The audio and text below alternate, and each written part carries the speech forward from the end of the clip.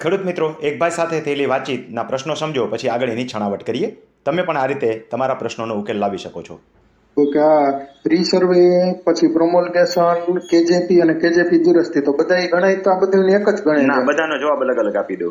હા. રીસર્વે એટલે 2016 થી શરૂ કરીને 2018 ની આજુબાજુ ક્યાંક 15 માં શરૂ થઈ ગયું હોય તો હા, હા. જે રીસર્વે થયો એટલે જૂના બ્લોક હતા ને, બ્લોકના વિભાજન થયા હોય એટલે સર્વે નંબરના પૈકી નંબર પડ્યા હોય. એક હા, હા. માનો કે 67 સર્વે નંબર છે તો 67 નો પૈકી એક P1 1, P1 2, P3 1 એવી રીતે હા, પડ્યા હા. હોય. વળી એના બબે કટકા થયા હોય એટલે આમાં છે ને કબજાના લોચાઓ જાજા પડે એટલે એના હા. માટે ગવર્મેન્ટે રીસર્વે કરવાનું નક્કી કર્યું, જેને આપણે નવી માપણી કહીએ છીએ. આનું નામ થયું રીસર્વે એટલે નવી ઓકે. માપણી. હવે હા. પ્રમોલ્ગેશન એટલે શું? જ્યાં જ્યાં રીસર્વે થયા બધે પ્રમોલ્ગેશન પ્રમાણિત નથી થયા.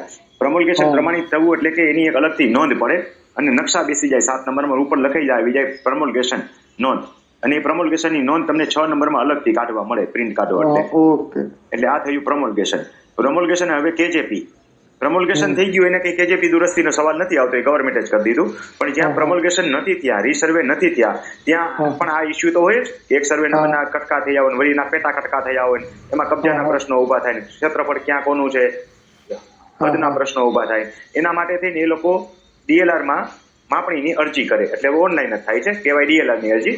એ હા. IORA પોર્ટલ ઉપર જઈ અને અલગ અલગ માપણીના પ્રકાર છે એમાંથી એને હિસ્સા માપણીની અરજી કરવાની. ખાલી હિસ્સો માપવો હોય તો કરો, હિસ્સા જુદા પાડવા હોય તો હિસ્સા માપણીની અરજી કરવાની છે. જે ખાલી ઓકે. પૈકીની અરજી કરતા હોય ને એને લાગુ પડતું નથી કેજેપી પાછું. જે હા. કોર્ડિનેશન વાળી અરજી કરે છે એને લાગુ પડતું નથી. કોઈ હદ માપણીની અરજી કરે તો એને લાગુ પડતું નથી. હિસ્સા માપણી એટલે કે હિસ્સાઓ જુદા પાડવા. આના માટે હા. થઈને જે માપણી થઈ જાય એટલે એમાં બધાના એફિડેવિટ નીકળે, સહમતિ થાય, 135 નોટિસ બચે. એ પેલા જે પ્રક્રિયા થઈ એને કેજીપી ની પ્રક્રિયા કહેવાય. હવે દુરસ્તી. દુરસ્તી એટલે કે જે હિસાબ ફોર્મ નંબર 4 ભરીને આવે એમાં દરેકના હા. ભાગ બતાવેલા હોય. ભાગ 1 પૈકી 1 ની સામે પૈકી 2 અને પૈકી 1 ની સામે પૈકી 1 1, પૈકી 1 ની સામે પૈકી 1 3 એવા જેટલા નંબર હોય, પૈકી 2 ની સામે પૈકી 1, એમાં બધાના ક્ષેત્રફળ બતાવેલા હોય કે 7 નંબર મુજબનું ક્ષેત્રફળ અને કબજા મુજબનું ક્ષેત્રફળ. એ ક્ષેત્રફળમાં તફાવત હોઈ શકે, હોય જ એવું નથી કેતો.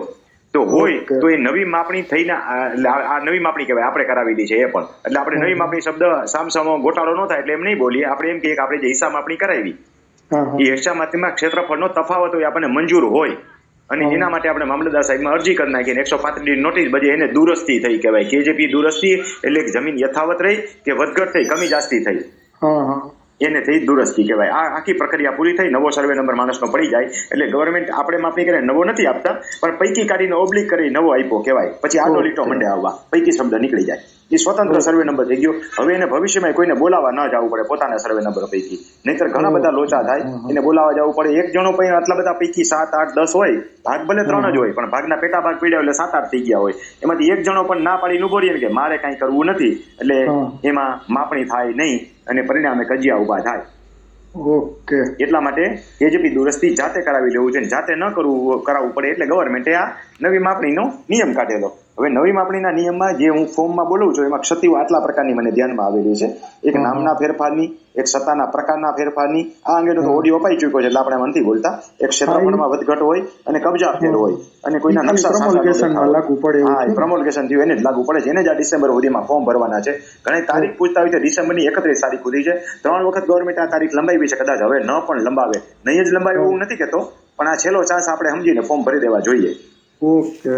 એ ખાલી પ્રમોલ્ગેશન વાળાને રીસર્વે ત્યાં અને જૂના સર્વે નંબર છે એને કાંઈ નથી. એને લાગુ પડતું નથી, પણ એને હાથે કરાવી લેવું જોઈએ પોતાના ખર્ચે. હા. હા. એ મેં કીધું એ પ્રમાણે થાય. ના ના ના, એ બરોબર. આપની શું કે આ ખરેખર સેવા વંદનીય છે. હા હા બરાબર. આભાર. હાલો, આવજો ભાઈ. એ આપણે આ ગ્રુપમાં મૂકશું એટલે જે ભાઈઓને આવા પ્રશ્નો હોય ને એને સંકલિત થયેલી માહિતી એકી સાથે મળી જાય એમને. ચોક્કસ. ભલે, આવજો ભાઈ. ખેડૂત મિત્રો, આમાં જુઓ તો મુખ્ય 2 બાબત મેં કીધેલી છે. એક, નવી માપણી થકી ઊભા થયેલા 5 પ્રશ્નોનું સોલ્યુશન કેવી રીતે લાવવું, અને તમારે ત્યાં નવી માપણી ન થઈ હોય ને તો તમે જાતે માપણી કરાવી અને કેજીપી દુરસ્તી કરાવી લો. કોઈ ખેડૂત મિત્રો આ સમજતા જ નથી કે મારું 7 નંબર જુદું છે એટલે મારું બધું જુદું છે, એવું સમજતા નહીં. આ કેસની ગંભીરતા બરાબર સમજજો અને હું જે માર્ગદર્શન આપું છું એનો જો કંઈક અમલ કરશો તો તમારે પણ જિંદગીમાં આગળ જતાં પ્રોબ્લેમ નહીં ઊભા થાય અથવા તો